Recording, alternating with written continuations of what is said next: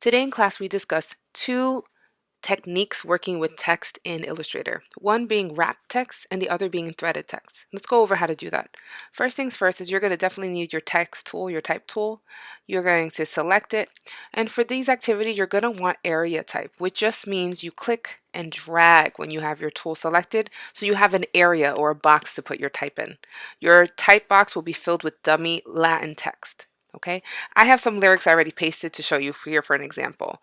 Now, what I have in this box is way too many words, and I can tell not all the words are showing because the bottom has this little red plus sign. That means there's extra words not visible.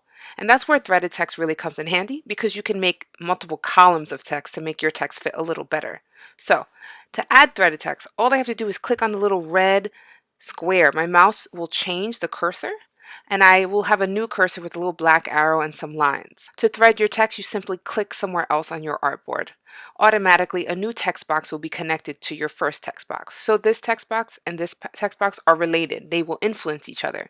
For example, if I make this a little longer, the words in this text box will go up to fit in here. And this will allow me to fit a lot of words in multiple columns. And you'll see that it's connected with these big lines kind of showing through. Now that I have all this threaded text, it's still live text, so I can highlight it, I can make things bold, I can use my character panel, whatever the case may be. Now let's talk about wrap text. Wrap text is when you have an image interacting with your type, where it's kind of being pushed around and it's pushing your type out of the way. So I want this record to be here. So first thing to know about wrap text is the image has to be on top. So the order of your objects matter. Select your shape, make sure you go to Object Arrange and your object is on the front. Okay? This goes for any vector you create in the program. To wrap text, you have to select both the text and the image. So that's what I'm doing here. Then I'm going to go up to Object, Text Wrap, Make.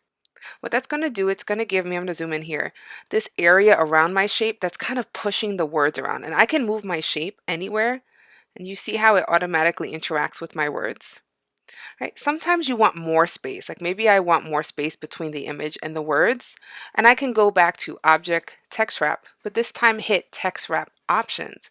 And I can make the space, it's called the offset, larger, so it pushes the words a little further away, or closer if I want it to kind of get a little closer to the record. So text wraps and threading text are really beneficial. We're going to practice it today for our activity. I've given you a lot of little elements. So for the first part of your check for understanding, you're going to add some threaded text and wrap text.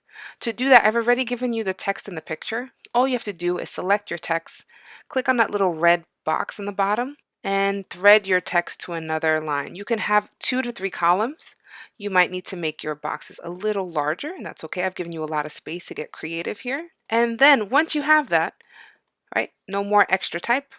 It's all fitting in the box. I'm going to take this palm tree and I'm going to bring it to the front because I want to wrap the poem around the palm tree. So I'm going to go to Object, Arrange, Bring to Front. Then I can select both the palm tree and the type, go to Object, Text Wrap, Make. Okay, and now right, they're interacting with each other and you can kind of control. If I don't feel like the words are close enough or they're too close, I can go back to Text Wrap and just make my spacing a little larger. That's for your first part, your check for understanding. Second part, you get a little bit of freedom in your creativity. What I'd like you to do is create a design using your favorite poem or lyrics from a song, as long as they're clean, and 1 or 2 of these images provided. Your poster has to contain the lyrics or poem, one or 2 of the vectors provided here, and threaded or wrapped text or both. So I showed you in the example here.